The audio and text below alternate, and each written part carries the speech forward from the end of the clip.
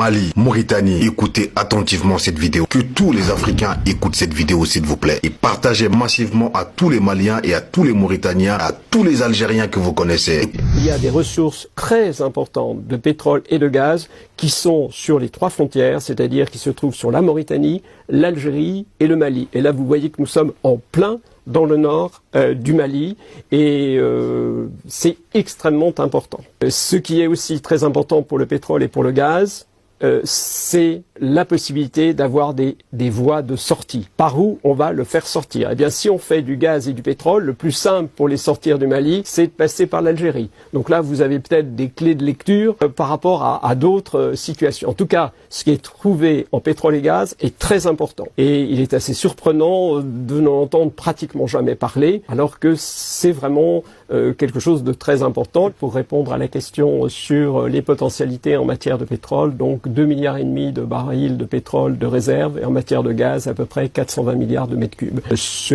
qui n'est pas négligeable du tout sur la partie malienne, puisqu'il y aura la partie algérienne et la partie mauritanienne. Donc ça donne là quand même un ensemble très important et cela explique qu'il faille, si on est intéressé par la région, qu'il faille s'entendre aussi avec l'Algérie, mais s'entendre également avec la Mauritanie.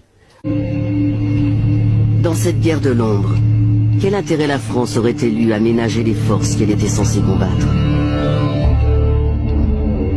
Les Français, à travers la firme Areva, exploitent les mines d'Arlit, qui sont à 300 km de la frontière malienne, en face du nord du Mali. Donc ça a été invoqué comme une des causes de l'intervention française parce que c'est une région sensible.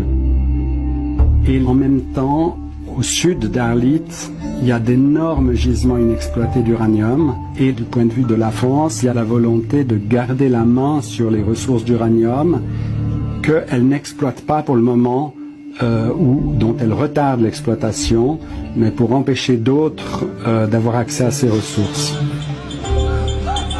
Les Français étaient favorables et travaillaient à une certaine autonomisation du Nord Mali, Touareg, par rapport à Bamako, pour forcer le Sud à accepter, à être plus docile au diktat de la France et dire au Nord, c'est grâce à nous que vous avez cette autonomie, donc on travaille la main dans la main. Donc c'est trouver dans ces deux partenaires des avantages.